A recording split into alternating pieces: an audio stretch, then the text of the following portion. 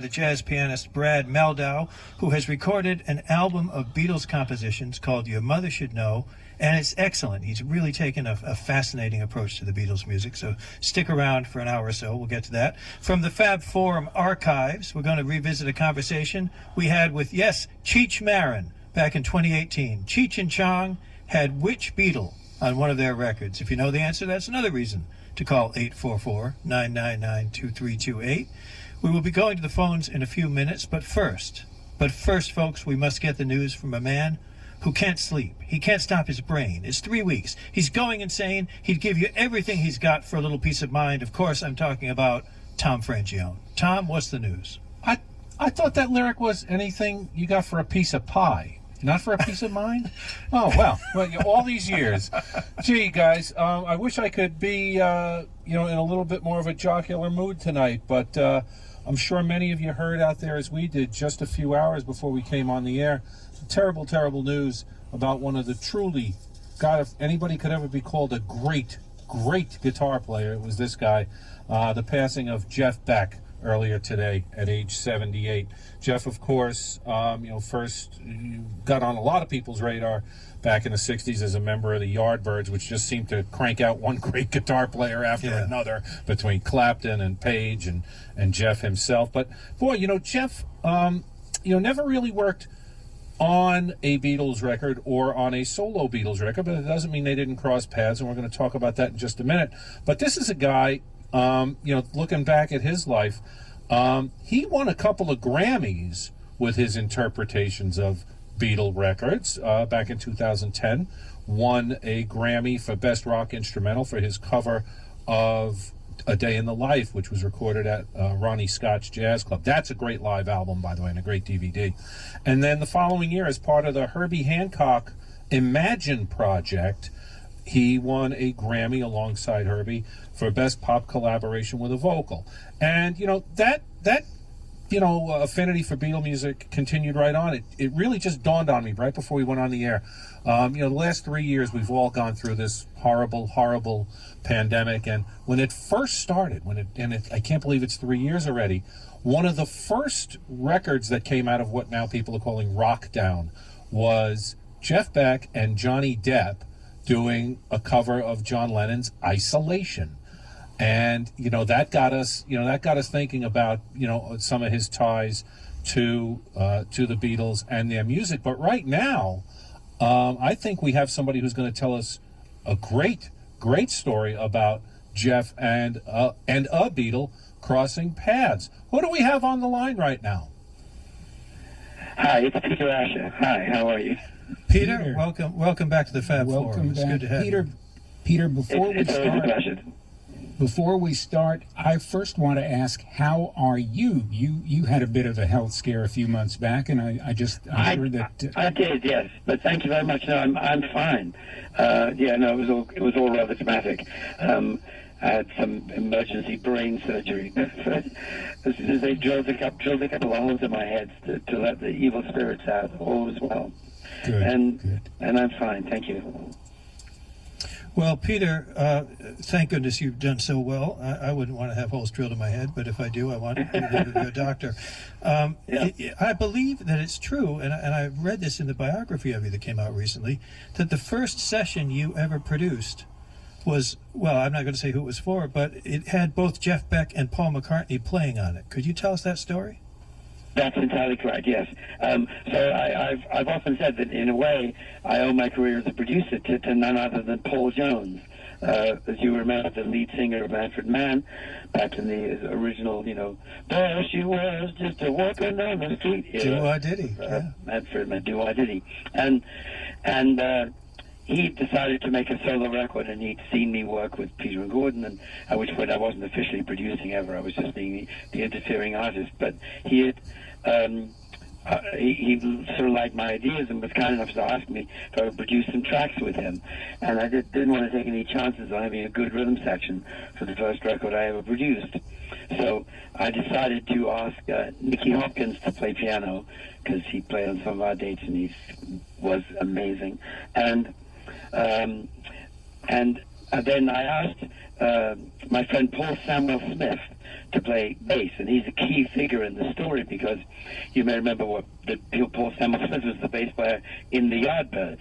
Sure. So when I was thinking about what guitar player I should book for the session, rather than book one directly, what I did was ask Paul.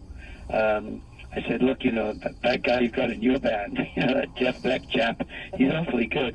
Do you think could be persuaded to come? Because I didn't actually know Jeff at that point. We later became friends, and Paul asked Jeff if he wanted to come and do a session, and he said he would.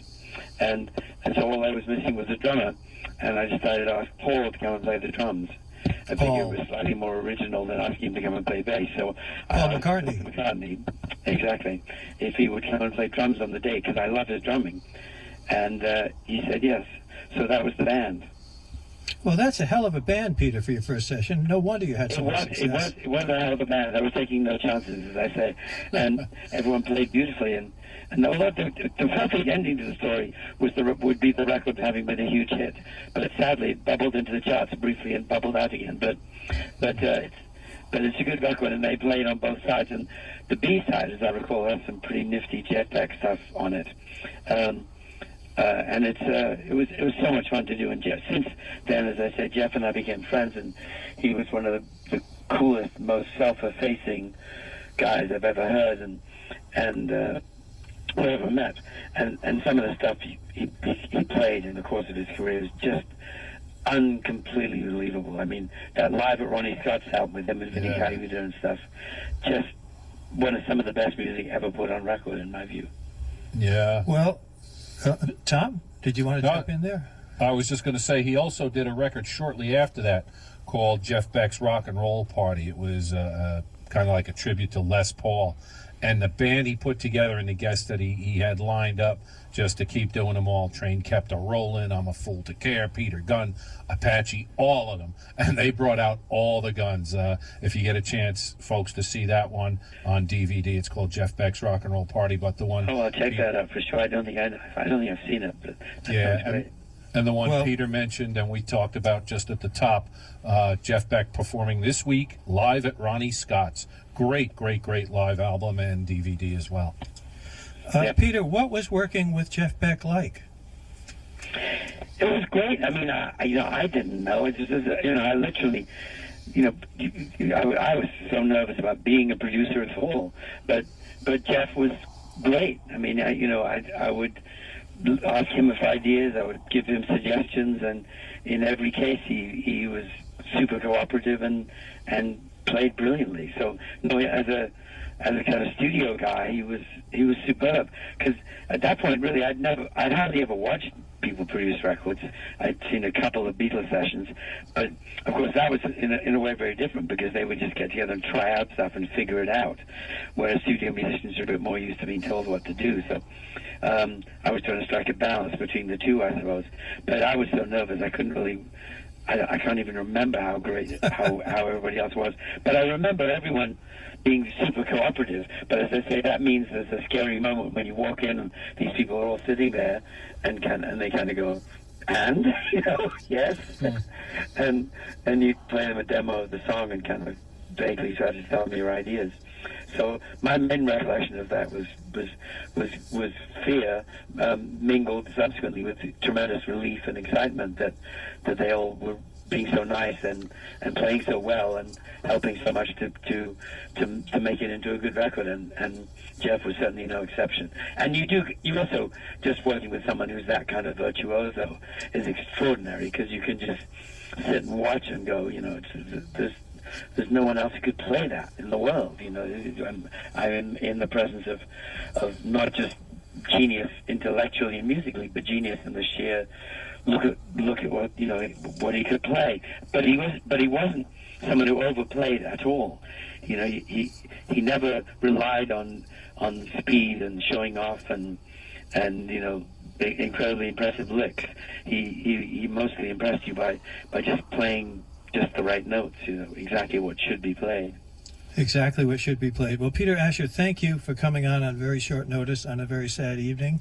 And now we are going to give the evidence, and we're going to stoke Peter's memory a little bit. If it was a blur, it won't be in a moment. This was the flip side of another song, "And the Sun Will Shine," written by the Bee Gees. This is the one where Jeff Beck really gets to show off. It's Paul Jones and his supergroup featuring Paul McCartney on drums, Nicky Hopkins on piano, Paul Samuel Smith on bass, and Jeff Beck on guitar, doing "The Dog Presides."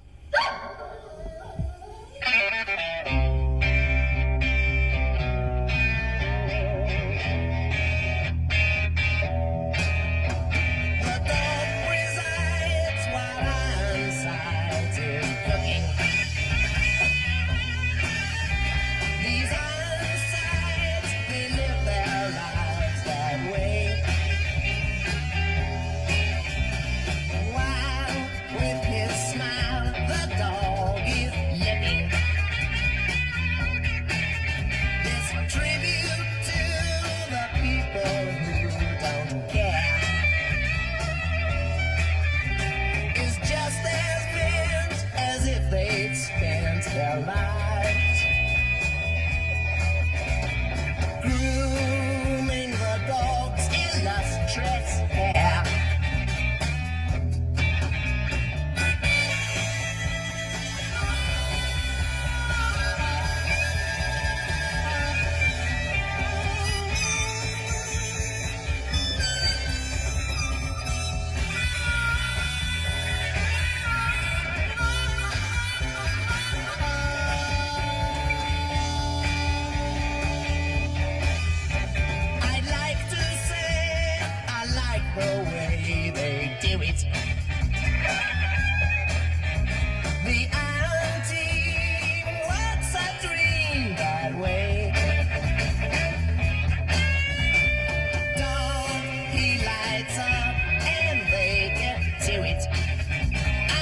Present your joint self.